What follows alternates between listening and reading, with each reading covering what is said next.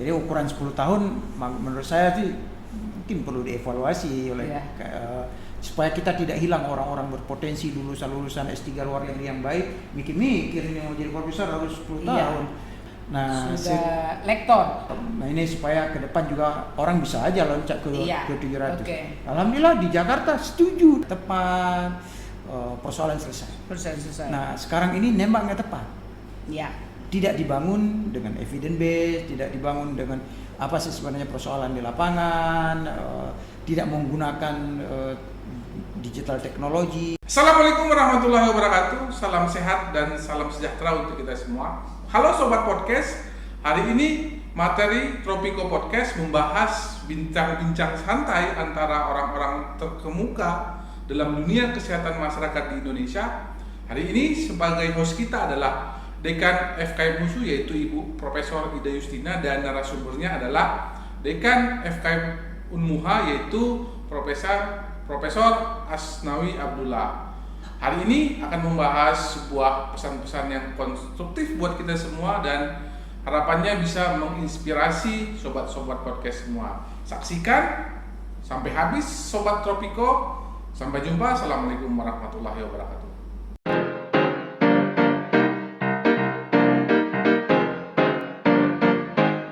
Assalamualaikum warahmatullahi wabarakatuh. Selamat datang di podcastnya FKM USU, Tropico Podcast. Kesehatan, investasi, pola hidup, sehat, prestasi. Pada siang hari ini, pada edisi kali ini, saya kedatangan seorang dekan Fakultas Kesehatan Masyarakat di wilayah Aceh, tepatnya di Banda Aceh, kota Banda Aceh. Orangnya masih muda, keren Pak, udah pasti keren. Namanya Profesor Asnawi Abdullah. Prof, apa kabar? Alhamdulillah sehat, senang bisa berada di sini.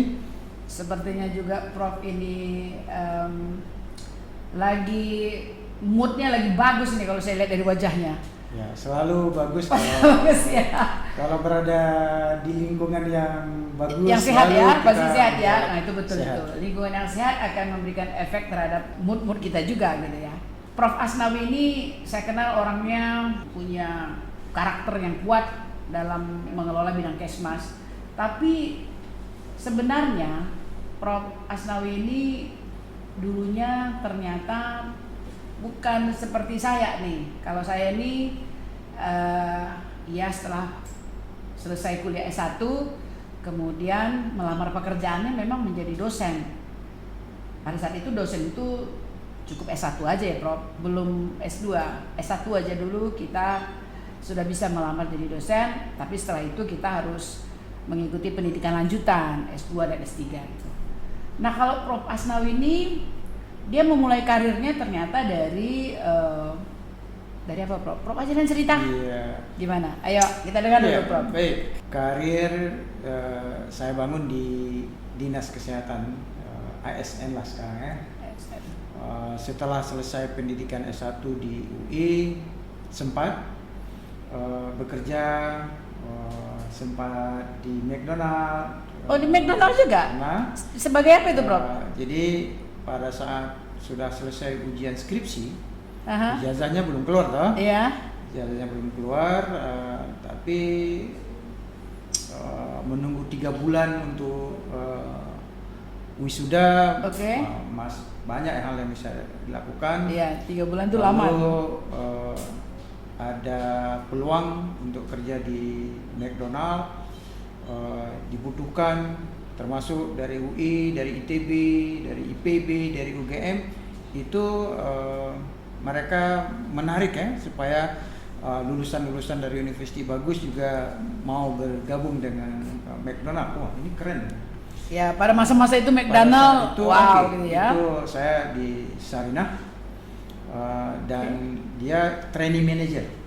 Training manager. Jadi kita di training agar kita bisa menjadi manajer outlet suatu saat gitu. Nah, saya enjoy betul pertama bagaimana melayani customer. Bagaimana menangani ketika customer komplain, ada es krim anak-anak jatuh, bagaimana Oke. saya enjoy betul itu, bagaimana pelayanan, dan itu saya belajar. Bisnis yang bagus, customer oriented itu nomor wahid, nomor prioritas utama. Bagaimana personal hygiene, toilet macam-macam. Yes. Oke. Dan saya belajar dan saya tidak merasa jijik sekarang membersihkan toilet sendiri atau di kampus. Kadang-kadang merasa itu adalah hal yang seperti mencuci piring saja. Iya, betul. Ya, jadi bagaimana mencuci piring, kadang-kadang orang agak sedikit gimana gitu kalau Memandang pekerjaan itu seolah-olah nah, bukan kelas saya gitu kayak. iya, dan merasa tidak nyaman kalau membersih toilet. Iya, Dan oke. saya merasa itu adalah hal yang, dan itu dua hal yang saya belajar dari McDonald, yang sampai sekarang saya harus berterima kasih kepada mereka. Keputusan memilih ke Aceh juga berat sebenarnya. Teman-teman mengejek, kalah bersaing di Jakarta, kembali pulang ke Aceh gitu. Tapi saya punya strategi pada saat itu, karena cita-cita mau keluar negeri. Iya. Sumber beasiswa pada zaman itu paling besar Ya. hanya ASN. Ya. ASN lah yang bisa mengantar saya untuk keluar negeri. Dan saya tahu juga, karena saya juga waktu sekolah S2, S3, Aceh ini menyediakan banyak beasiswa memang. Waktu itu saya juga sempat Banyak proyek, iri juga. banyak proyek-proyek, ya, banyak proyek-proyek. Bahkan ada satu mahasiswa Prof, kawan saya, dia dapat 2, ada yang dapat 3. Oh, Sah-sah aja gitu. Rezeki ya. Iya, rezekinya pada saat itu banyak lah. Ya, itulah saya melihat resources di Aceh mungkin kompetisinya tidak sekuat di Iya, Jakarta. iya, Jadi bukan saya takut berkompetisi, tetapi kita mau Mencari peluang. yang lebih besar. Iya, Ya, kan? peluang, ya. Nah, jadi oke lah. Apa kata orang, saya kalah, nanti saya akan buktikan bahwa Iya. keputusan saya itu tidak salah. Nah, pada saat itu aturan PNS itu harus kerja dulu 5 tahun. Nah, ini yang membuat saya pada saat itu cukup lama, harus menunggu 5 tahun. Ya. Itu Kita- dalam pikiran Prof pada saat itu menunggu 5 tahun itu apa sih? Nah, Kira-kira? tidak. Wasting time atau apa? Iya, semacam wasting time, tapi juga momen untuk mempersiapkan diri ya. Saya bergabung dengan Universitas Muhammadiyah. Dia baru buka tahun 95 itu baru buka S1.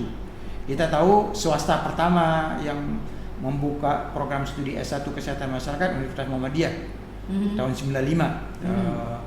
Mungkin tidak jauh beda ya dengan usia Kita 93 sebagai fakultas, tapi sebagai prodinya udah Iya. lebih dulu di Fakultas Kedokteran, Prof. Iya, jadi untuk swasta kami Termasuk relatif lebih awal Iya. ya. Nah, jadi senang, kesibukan tetap gaya Jakarta, tetap tidak santai sekali ya. Jadi Iya. PNS, kemudian sorenya jadi dosen. Saya pikir itu juga perfect, dua-dua bisa kadang-kadang kalau kita murni dosen, jam terbang lapangan sedikit kurang. Iya. Nah, saya Kombinasi itu ya? kombinasi. Oke. Dan kita terlalu banyak di rutinitas, kurang banyak bacaan-bacaan akademis. Nah, ini saya pikir cukup baik. Dan suplemen income juga relatif oke. Oke. Ya. Nah, bersabar 5 tahun, kemudian baru dikasih izin dapat beasiswa. Jadi alhamdulillah saya bisa dapat beasiswa temporary, dapat beasiswa ke USC California sama Southern California, sama ke Monash. Tapi pada saat itu lihat rating university masih tinggi Monash, jadi pergi ke Monash University. Nah, jadi alhamdulillah pada saat itu terpikir cita-cita untuk sekolah luar negeri Tercapai. tercapai. Saya Di pikir strata S2. strata S2. Nah, setelah strata S2 balik lagi, ada yang bilang ikut aturan lagi. Oke. Saya bilang saya tak mau ikut. Oke, kalau begitu jangan ke luar negeri, dalam negeri saja. Pokoknya kemana saya dikasih surat izin, yang penting saya bisa sekolah. Oke. Nah, begitu dikasih surat izin sekolah, kasih izin lampu hijau untuk sekolah, lalu saya apply beasiswa S3, kan nunggu juga, dapat S2 lagi. S2-nya ke London. Ke London ya. Wah, ini keren juga ke London Iya. Pokoknya cita-cita luar negeri. Luar negeri. Nah, akhirnya Yang kedua ini. Ya. akhirnya S2 kedua. Oke. Nah, padahal izinnya itu untuk S3. Iya. Saya ngambil S2 lagi. Kemudian di London apply beasiswa dari London, dapat beasiswa ke Australia. Jadi dari London Balik ke Australia, tapi mampir dulu ke dinas. Saya S3 sekarang. Jadi oke, lanjut ke S3. Setelah pulang, lapor ke dinas. Ternyata teman-teman dinas itu menyarankan, Mas Nawi, kelihatan dunia kamu itu bukan di dinas kesehatan, di perguruan tinggi. Semenjak itulah saya bismillah pindah menjadi dosen, full staff pengajar, dosen, pengajar, dan itu memang repot dikasih izin, itu repot izin pindah dari dinas kesehatan ke ini agak repot. Sebagian tidak mau berikan izin, tetapi teman-teman mendorong keluar gitu. Nah, jadi mungkin ada dua saya berpikir. Yang ingin saya berkontribusi di dinas ada, tetapi yang ada juga udahlah, pergi aja, biar saingnya berkurang sedikit. Jadi tapi pada saat itu saya setelah mikir-mikir kurang cocok saya di dinas di ASN, terlalu kritis. Iya. Sepakat Iya. Jadi makanya teman-teman bilang lebih bagus perguruan tinggi itu enak. Di perguruan tinggi memang kita harus kritis. Kalau nggak kritis kita rasanya tidak cocok juga di perguruan tinggi. Kalau semuanya baik-baik aja gitu namanya. Skripsi, tesis mahasiswa baik-baik aja. Tidak ada celah untuk bagaimana kita memperbaiki menjadi lebih baik. Nah, jadi bergabunglah jadi dosen di Universitas Muhammadiyah. Di Universitas Pertanyaan saya, kenapa kalau misalnya kan Prof ASN, kenapa misalnya waktu itu nggak masuk atau bergabung dengan universitas negeri juga? Gitu. Saya pada saat itu surat pindah saya ke Syahkuala. Oke. Nah, namun ada satu mentor saya, Philip Stoko. Dia mungkin kalau dia dengar, saya sebutkan nama dia. Kredit poin buat dia. Asnawi, kadang-kadang kita harus memilih kolam. Mau berada di kolam besar atau di kolam kecil. Yes, kamu suka yang mana? Iya. Saya bilang saya sebenarnya tidak banyak ditentukan oleh lingkungan, tapi saya yang bisa mewarnai lingkungan. Jadi soal kolam besar, kolam kecil tidak masalah. Lalu saya berpikir bagus berada di kolam kecil. Jadi saya bisa berkontribusi banyak dan saya kelihatan besar. Biasa kan kalau di kolam kecil ikannya nampak besar. Lalu kalau di kolam besar ikan besar pun nampak jadi kecil. Jadi kalau gitu saya akhirnya adalah ke Universitas Muhammadiyah, dan Universitas Muhammadiyah juga sudah lama saya semenjak berdiri awalnya.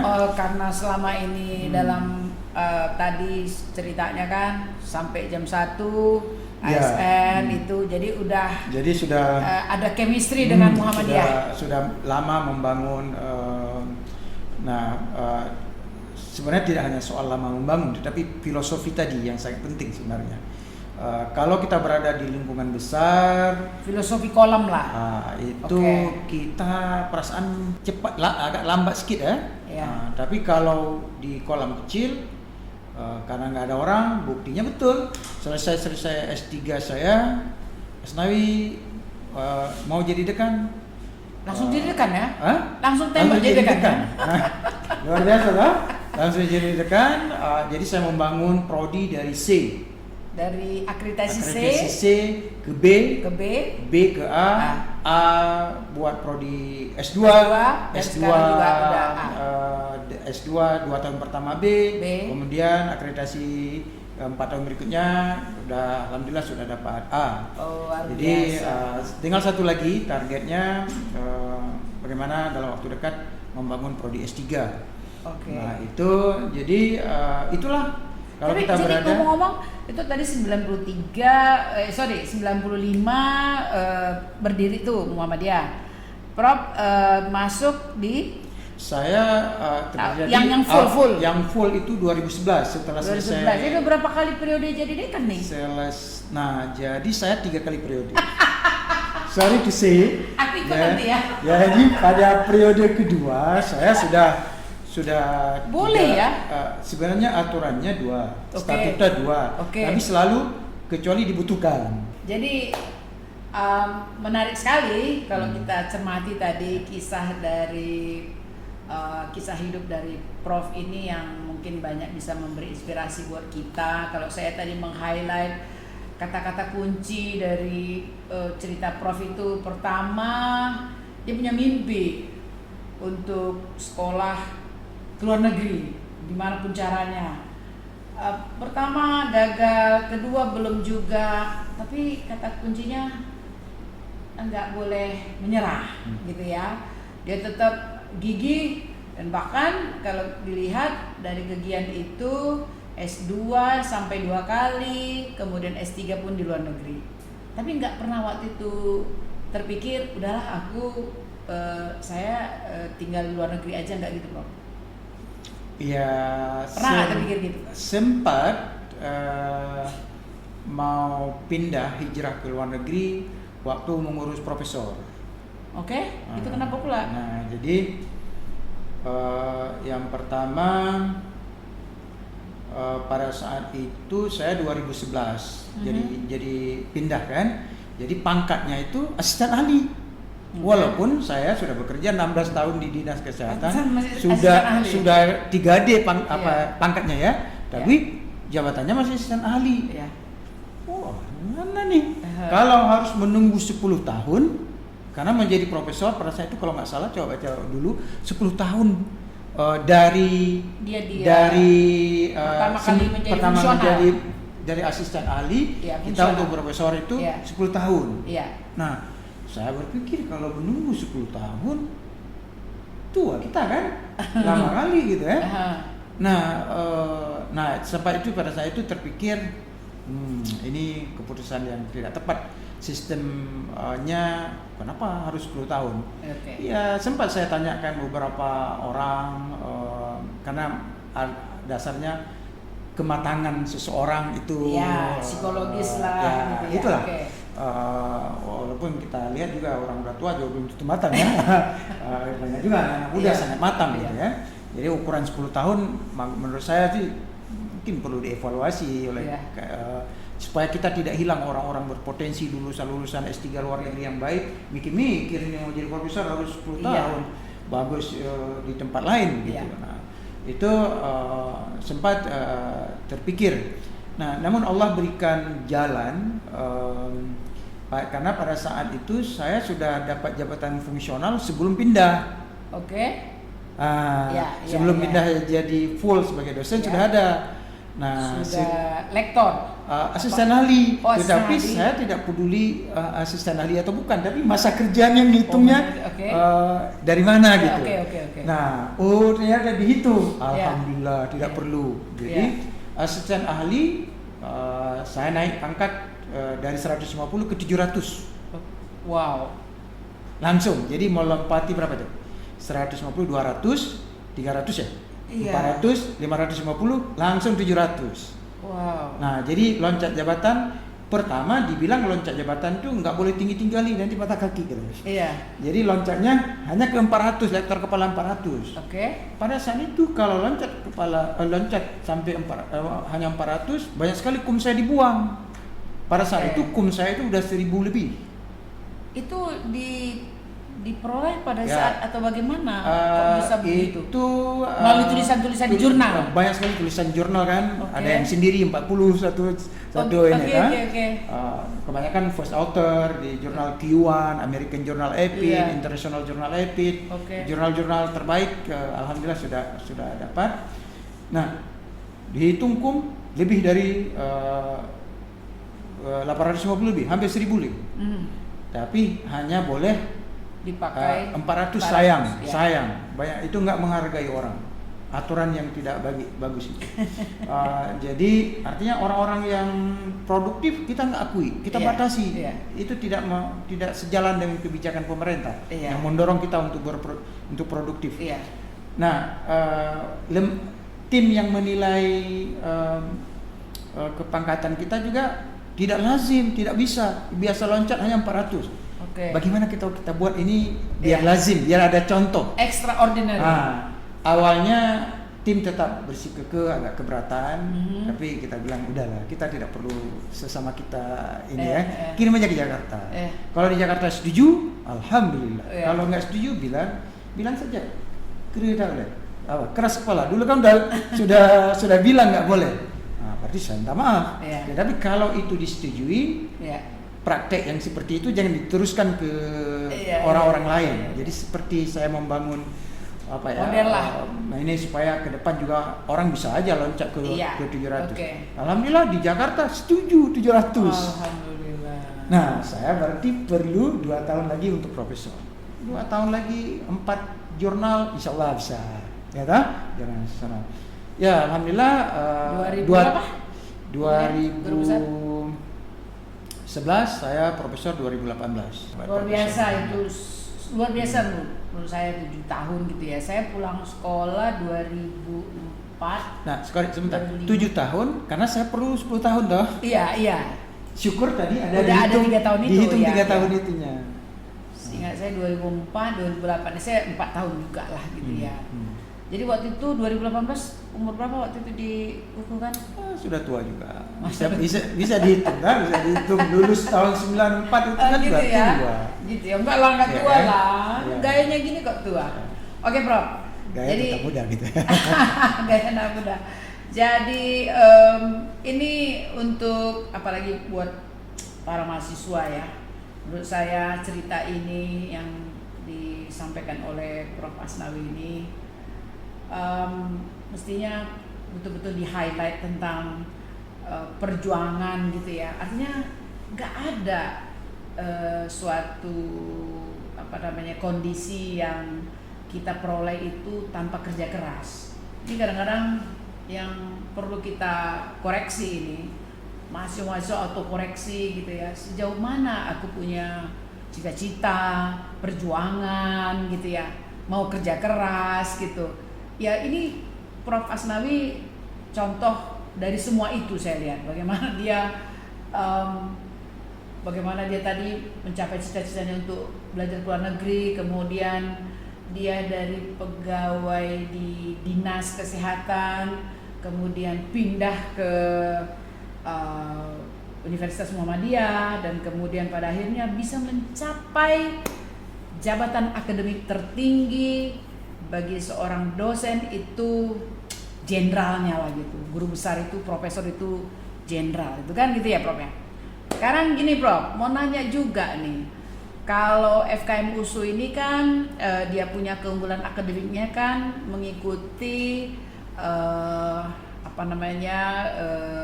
brand image-nya atau keunggulan akademik USU itu talenta. Talenta itu singkatannya ada Tropical Science and Medicine, ada berikutnya lah, ada itu merupakan bagian dari keunggulan akademik, dan kami di FKM USU ini mengambil keunggulannya itu dari talenta itu berkaitan dengan Tropical Public Health. Jadi kita memang berusaha terus untuk konsisten dengan keunggulan akademik yang kita bangun itu. Nah kalau Muhammadiyah ini dihubungkan dengan Fakultas Kesehatan Masyarakat, tapi kan di UMUHA, di Universitas Muhammadiyah itu ada kira-kira yang menjadi pembedanya. Kurnas udah pasti 86 SKS itu kita sama-sama Kurnas gitu ya, kurikulum nasional. Tapi karakteristik yang mungkin perlu Prof share ke kita tentang karakteristik yang melekat pada lulusan Kesmas yang dari Universitas Muhammadiyah. Nah itu gimana Prof? Supaya ada sedikit gambaran. Betul. Fakultas Kesehatan Masyarakat di bawah Persyarikatan Muhammadiyah Jadi nilai-nilai Al-Islam kemuhammadiyahan itu kita inginkan itu menjadi bagian penting nafas dari Science of Public Health. Itu memang challenge betul. Bagaimana mengintegrasikan public health science dengan Al-Islam kemuhammadiyahan, dengan Al-Islam secara umum. Nah, ini menjadi challenge dan tidak mudah memang untuk mengintegrasikan. Saya sendiri mungkin kuat di public health science, tapi tidak begitu kuat di Al-Islam kemuhammadiyahan. Jadi banyak kita harus belajar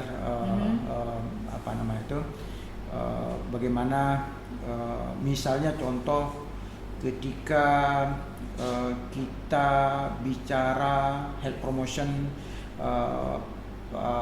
bagaimana mengkaitkan dengan hadis dan ayat Al-Quran, dan kita inginkan setiap sesi kuliah, hari ini kuliah topik apa, tapi kita ada rujukan hadis. Nah, ini challenge betul, mendapatkan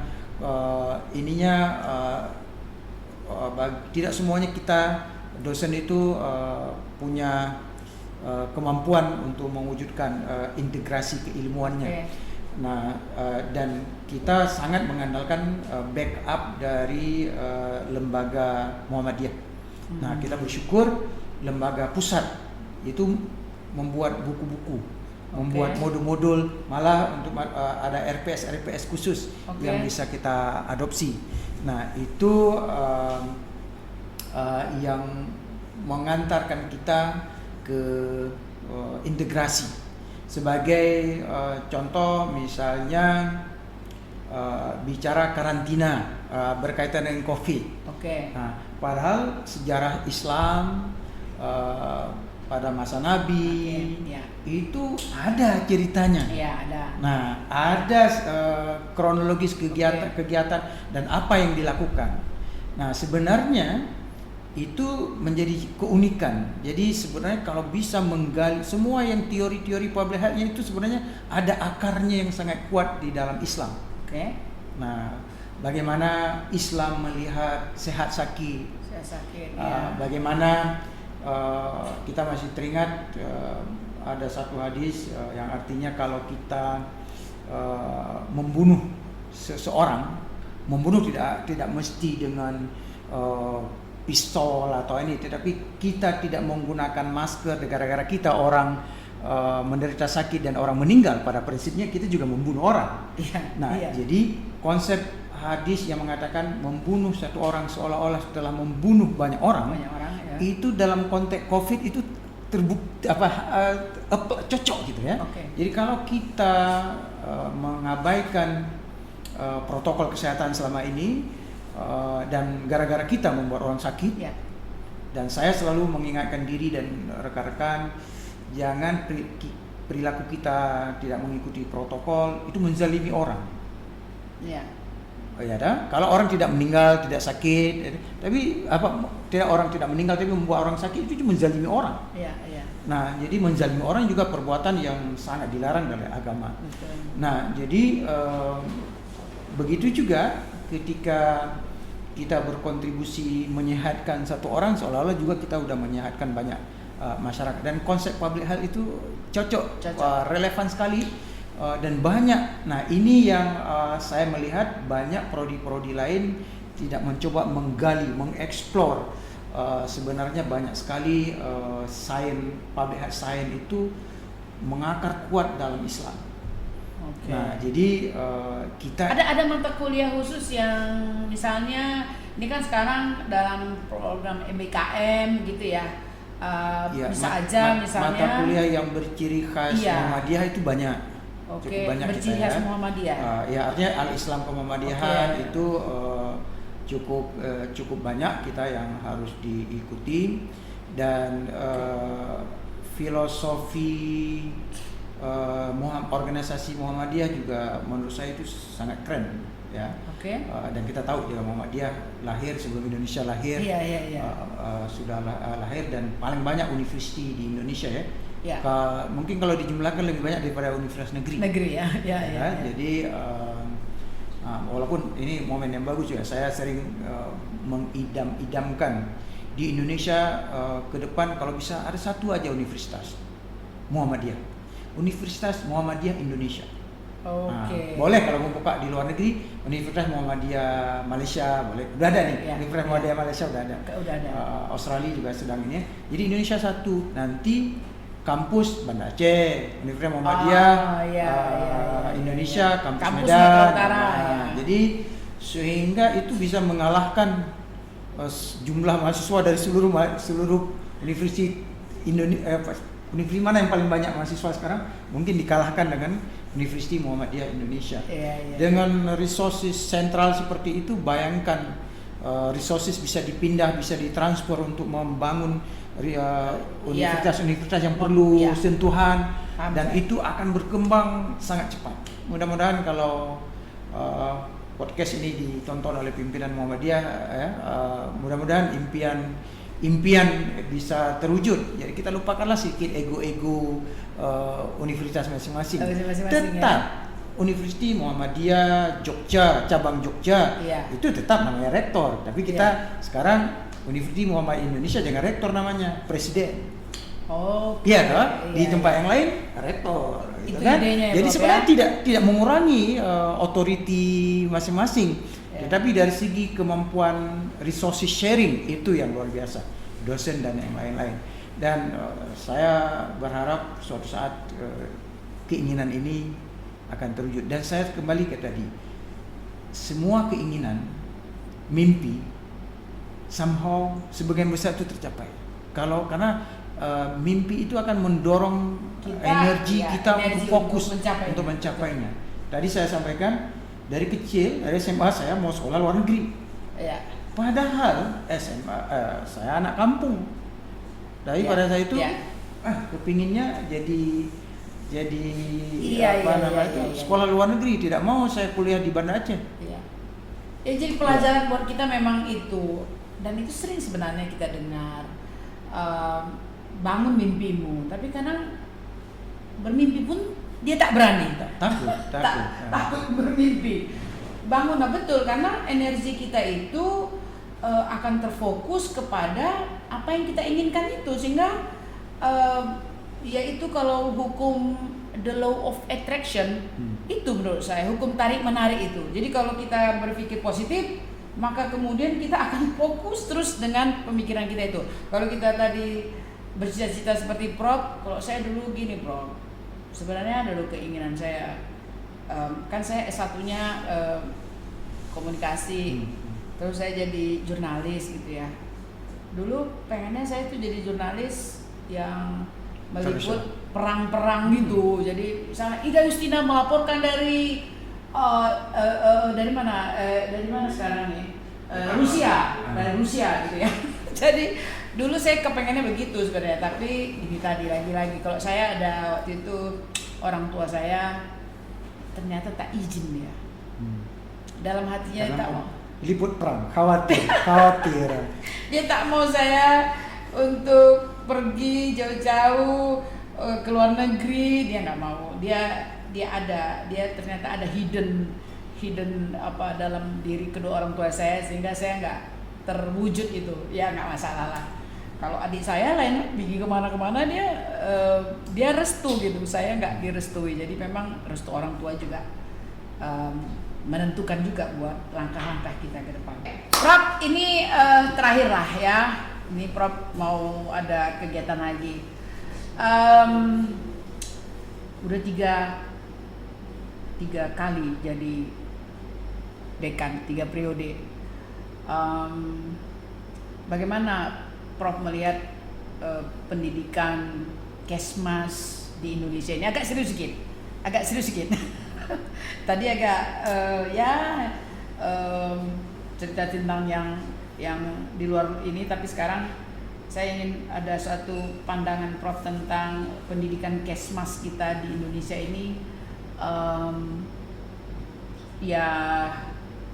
kok di sisi lain kan gini, ada banyak perguruan tinggi seperti kita, pendidikan tinggi, Fakultas Kesehatan Masyarakat USU dan yang lain-lain juga, ada 200-an lebih kalau saya tak salah pendidikan tinggi di Indonesia yang mengelola Kesmas. Di sisi lain kita lihat status kesehatan masyarakat kita sepertinya ya ada mungkin perbaikan-perbaikan, tapi kok sepertinya nggak begitu linier ya.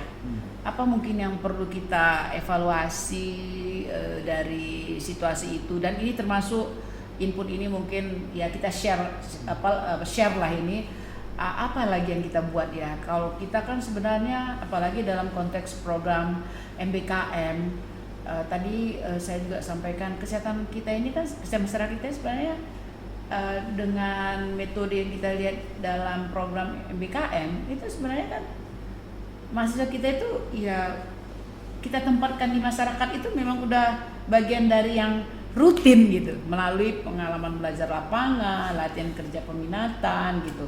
Jadi sebenarnya kalau bagi kita sih ini bukan sesuatu yang baru sekali gitu, cuman istilahnya aja mungkin yang baru. Nah, cuma yang saya lihat ya kita evaluasi juga masyarakat yang kita jadikan kita nggak jadikan mereka objek, kita mau menjadikan mereka subjek untuk mereka itu memelihara kesehatannya secara mandiri dalam rangka meningkatkan kualitas hidup mereka gitu.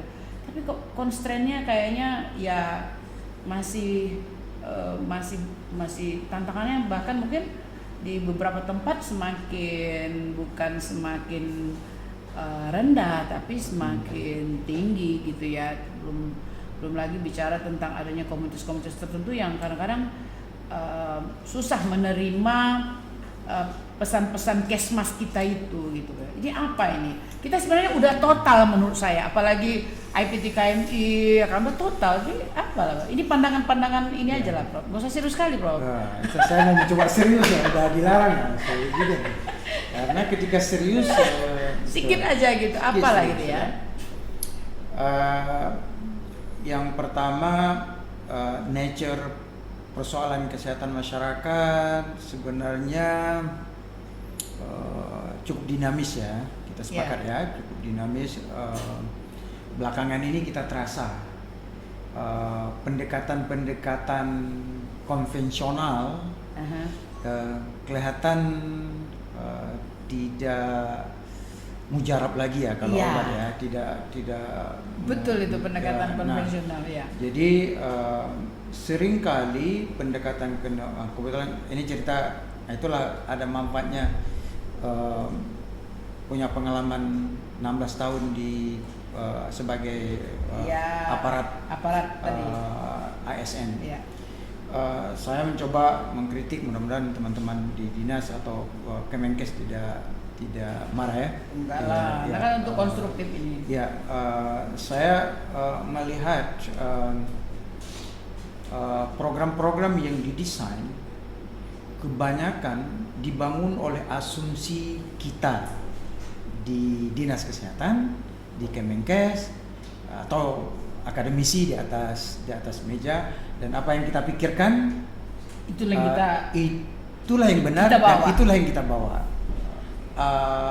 Itulah mindset yang selama ini kita terbiasa, mindset klinis kan seperti itu, kita yang lebih tahu.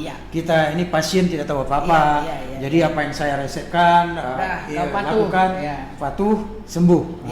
Dalam konteks klinis ya peran pasien relatif lebih kecil. Jadi apapun yang kita pikirkan berdasarkan ilmu kita yang terbaik, tahun ini, tahun itu, yang penting realisasi sekian tercapai. Soal dampak outcome-nya itu tidak begitu jadi prioritas. Nah, ini saya pikir sudah saatnya dirombak. Harus itu kan dalam konteks tadi kementerian terkait yang mengelola itu. Kenapa tadi persoalan kesehatan masyarakat kita itu tidak move on gitu. Nah, kadang-kadang kita malu ya zaman Belanda masalah malaria, Iya. ya sudah sekian tahun merdeka malaria masih Iya. kusta gitu. Iya, Jadi iya. seakan-akan Enggak. kita Ada begitu ya, banyak ya malah sumber seperti- daya, Nah tapi itu saya melihat ya, yang pertama dari segi nature persoalan kenapa. Sementara dinamika sekarang jadi berbeda, approach-nya jadi berbeda. Sekarang saya ingin menawarkan kita harus mengembangkan approach digital public health. digital public health. Nah, jadi bagaimana mengaplikasikan berbagai tool digital, software digital, banyak sekali itu bila perlu kita mengembangkan yang sesuai untuk public health. Nah ini ya, jadi konsep digital public health sekarang, precision of public health, ini yang perlu diperkuatkan sehingga program tembakannya tepat, sasarannya tepat, persoalan selesai. Selesai. Nah sekarang ini nembaknya tepat, Ya. tidak dibangun dengan evidence base, tidak dibangun dengan apa sih sebenarnya persoalan di lapangan, tidak menggunakan digital teknologi. Baiklah, sudah banyak tadi cerita-cerita dengan Prof. Asnawi, menarik bagi saya sendiri, menarik sekali untuk mengisi ya selain wawasan, pengetahuan batin kita juga itu bisa kita isi kalau kita cerdas dengan memanfaatkan ya apa saja informasi yang kita terima seperti yang disampaikan oleh Prof. Asnawi tadi. Mudah-mudahan itu bisa memberikan makanan buat kita. Prof, terima kasih. Senang berada Nanti di kalau- ruang podcast FKM Musu. FKM Musu. Tropico Podcast. Ya, terima kasih Prof sudah memberikan banyak Oh ya, cerita mungkin, juga. ya, mungkin kalau mau disampaikan mungkin karena mahasiswa ada ini, saya mengelola juga program S2 kesehatan masyarakat, dan setiap tahun saya memberikan beasiswa 5 sampai 10. 5 sampai 10 mahasiswa, dan selama ini saya hanya memberikan buat lulusan-lulusan terbaik dari prodi saya. Iya. Tapi Kalau ini karena sekarang terbuka. podcast, saya ingin menawarkan juga Begitu. buat mahasiswa lulusan cum laude dari USU. Dari USU, oke. USU melamar satu orang dulu ya. Satu ya. Satu orang dulu. Oke. Silakan. Untuk Lumayan. program S2 Program ya. S2 dengan total sekitar 40 juta. 40 juta. beasiswanya. Tahu saya 40 juta. Jadi silakan sebagai wujud kerjasama Siap. kita kemesraan FKM Antara USU FKM dengan FKM ya. Muhammadiyah. Jadi juga harus punya dampak positif buat mahasiswa ya. Baik. Jadi juga mendorong mahasiswa untuk berprestasi. Itu Untuk, ya. untuk semester ini ya Prof ya, udah bisa ya? Untuk September kita untuk beasiswa masih bisa. Masih ya. Mana tahu ada nanti yang mengambil kesempatan ini ya.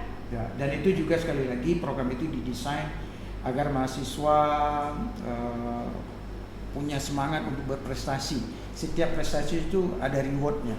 Ya. Nah, termasuk reward beasiswa. Walaupun tadi saya bilang idealnya luar negeri daftar sendiri ya. Ya.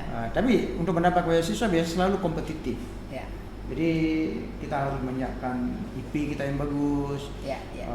Dan tentu ada syarat-syarat lain juga Ya, yang kita, bukan lamar-lamar aja, ada juga kriterianya. ada wawancara nanti sedikit lah ya. Baik, terima kasih sekali lagi Prof. Asnawi Abdullah, senang sudah bisa berbagi dengan kita. Demikian Ya. podcast kali ini dengan Prof. Asnawi. Mudah-mudahan sekali lagi banyak memberikan manfaat buat kita semua. Tropico Podcast, kesehatan, investasi, pola hidup sehat, prestasi. Terima Baik. kasih. Assalamualaikum warahmatullahi wabarakatuh.